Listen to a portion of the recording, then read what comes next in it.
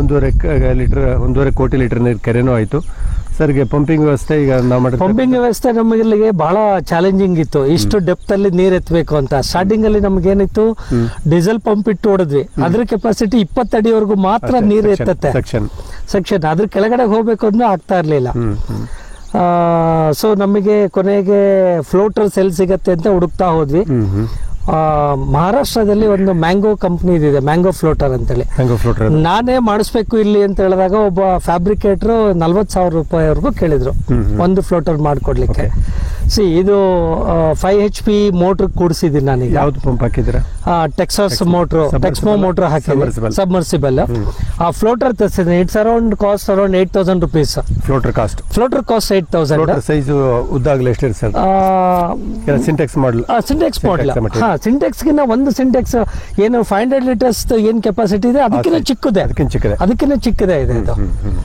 ಅದಕ್ಕಿಂತ ಚಿಕ್ಕದಿದೆ. ಅವರು ಕೆಳಗಡೆಗೆ ಬಹಳ ಚೆನ್ನಾಗಿ ಮಾಡಿದ್ದಾರೆ. ಫ್ಲೋಟ್ ಆಗುತ್ತೆ, ಡ್ಯಾಮೇಜ್ ಆಗೋದಿಲ್ಲ ಅದು. ಆ ರೀತಿ ಮಾಡಿ ಕೊಟ್ಟಿದ್ದಾರೆ. ಸೊ ಅದ್ರ ಜೊತೆಯಲ್ಲಿ ನಿಮ್ಮ ಹೆಲ್ಪ್ ಜೊತೆಲಿ ಒಬ್ರು ಹರೀಶ್ ಅಂತೇಳಿ ಏನಿದ್ದಾರೆ, ಅವ್ರ ಸಹಾಯ ತಗೊಂಡು, ಅವರು ನಮ್ಮ ಡ್ರಿಪ್ ಇಂದೆಲ್ಲ ಅವರೇ ನೋಡೋದು. ಸೊ ಅವ್ರ ಸಹಾಯ ತಗೊಂಡು ನಾವೀಗ ಫ್ಲೋಟರ್ನ ಹಾಕಿ ಈ ಡೀಸೆಲ್ ಮೋಟರ್ ಹಾಕಿ ಹೊಡಿತಾ ಇದ್ದನ್ನ ಈಗ ಪವರ್ ಅಲ್ಲೇನೆ ನೀರನ್ನ ಇದನ್ನ ಎಕ್ಸೆಸ್ ಬರುತ್ತಲ್ಲ ಆ ಟೈಮಲ್ಲಿ ನಾವು ಬೋರ್ಗಳಿಗೆ ರೀಚಾರ್ಜ್ ಮಾಡ್ತೀವಿ. ನಮ್ಮ ಗಿಡಗಳಿಗೆ ನೀರನ್ನ ತುಂಬಿಸ್ಕೊಂತೀವಿ. ಇದ್ರ ಜೊತೆಲಿ ಇನ್ನ 2 ಪಾಂಡ್ ಮಾಡಿದ್ವಿ. ಸೊ ಅವು multipurpose, fish as well as storage of water reservoir. ಇದು main lake B and C 3 ತರದ ನಾವು ಮಾಡಿದ್ವಿ. ಈಗ ಇಲ್ಲಿ 1.5 ಕೋಟಿ ಲೀಟರ್. ಎರಡನೇದು ಒಂದು 65 ಲಕ್ಷ ಲೀಟರ್ ಕೊಡುತ್ತೆ. ಇನ್ನೊಂದು ಒಂದು 15ರಿಂದ 20 ಲಕ್ಷ ರಿಸರ್ವಾಯರ್. 3 ರಿಸರ್ವಾಯರ್ಗಳು ತುಂಬಿಸ್ಕೊಂಡು ಇರ್ತೀರಾ. ಪ್ಲಸ್ ಇರ್ತಕ್ಕಂಥ ಎಲ್ಲಾ ಬೋರ್ಗಳಿಗೂ ಮರುಪೂರ್ಣ ರೀಚಾರ್ಜ್ ಮಾಡ್ತಾ ಇರ್ತೀವಿ.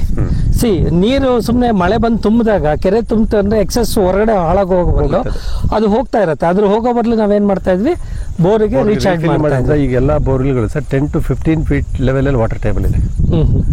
ಒಂದು ಡೆಡ್ ಬೋರ್ ಅಂತ ಏನ್ ಕರೆದ್ವಿ, ನಿಮ್ ಕೆರೆ ಇರೋ ಜಾಗದಲ್ಲಿ ನೀವು ಒಂದು ಬೋರ್ ಕೊರಿದ್ರಿ. ಕರೆಕ್ಟ್. ಅದು ಲಾಸ್ಟ್ ತಾವು ಪರಿಚಯ ಹಾಕಿರೋ ಮುಂಚೆ ಅದು ನಮಗೆ ನೀರ್ ಶಾರ್ಟ್ ಆಗಿದೆ ಅಂದಾಗ ಅಲ್ಲಿ ನಾವು ಹಳ್ಳ ಹೋಗುತ್ತೆ, ನೀರ್ ಸಿಗುತ್ತೆ ಅನ್ನೋ ಒಂದು ಭಾವನೆಯಲ್ಲಿ ಅದನ್ನ ಕೊರಿದ್ರಿ. ಅದು ಹೊರದ್ವಿ. ಬಟ್ ನಮಗೆ ಫೇಲ್ ಆಯ್ತು. ಡೆಪ್ತ್ ಹೋದ್ರಿ ಸರ್? ಅದು ಡೆಪ್ತ್ 500 ಫೀಟ್ ಇದೆ.